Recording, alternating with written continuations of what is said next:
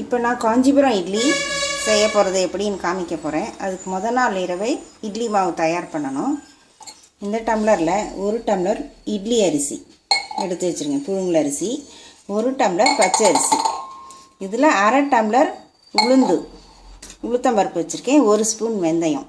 இது எல்லாத்தையும் 4 மணி நேரம் ஊற வைக்கணும்.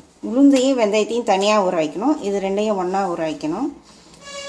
அரிசி 4 மணி நேரம் ஊறினதுக்கப்புறம் கொரகொரப்பாக அரைச்சி எடுத்துக்கணும். நைஸாக அரைக்கக்கூடாது.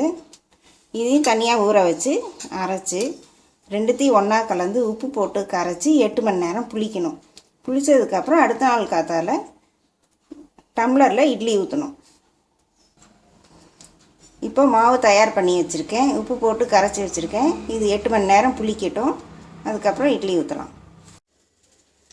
இப்போ மாவு அரைச்சி நல்லா புளிக்க வச்சுட்டேன். 8 மணி நேரம் புளிச்சிருச்சு.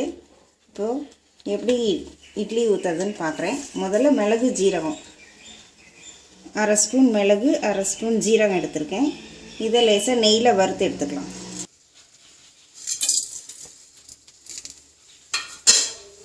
மிளகு ஜீரகம் போட்டிருக்கேன். சில சொட்டுகள் நெய் விடுறேன்.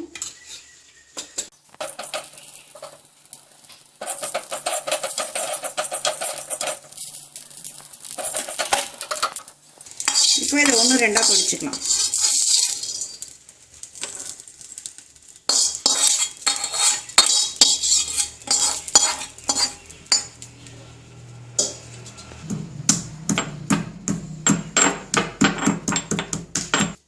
இப்போ மாவில் கொஞ்சோண்டு கருவேப்பிலை சிறிதளவு இப்படி கிள்ளி போடணும்.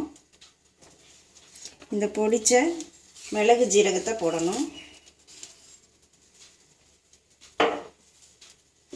பெருங்காயம் 1 ஸ்பூன் பெருங்காயம் போடணும். பெருங்காயத்தூள். அதுக்கப்புறம் 2 ஸ்பூன் நல்லெண்ணெய் விடணும்.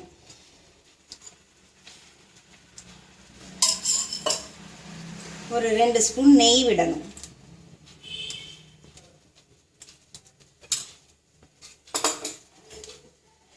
மாவை நல்லா கலக்கி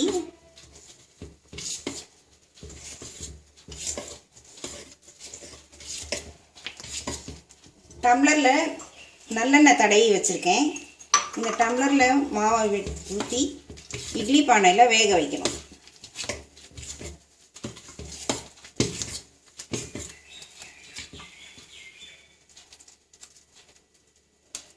டம்ளரில் 3/4 பகுதி ஊற்றி வச்சா போதும். பொங்கி வரும் மேலே.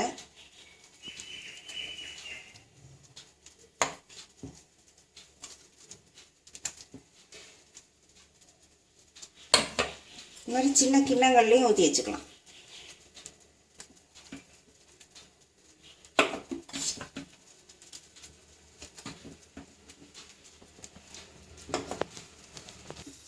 இப்போ இட்லி பானை வச்சுருக்கேன். தண்ணி ஊற்றிருக்கேன். மேலே இந்த தட்டை வச்சுட்டு இந்த டம்ளர்லாம் இப்படி அடுக்கணும்.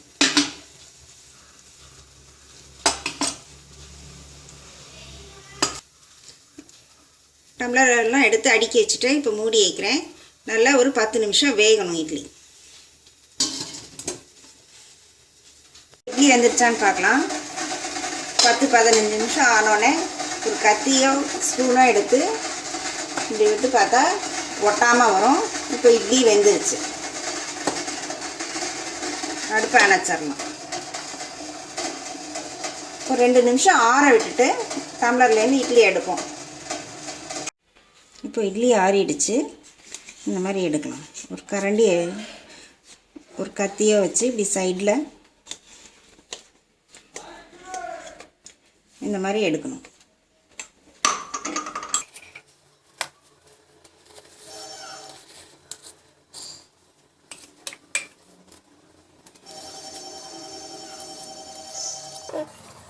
சின்ன கிண்ணத்துலேயும் இட்லி ஊற்றி வச்சேன். இப்போ இதையும் எடுக்கிறேன்.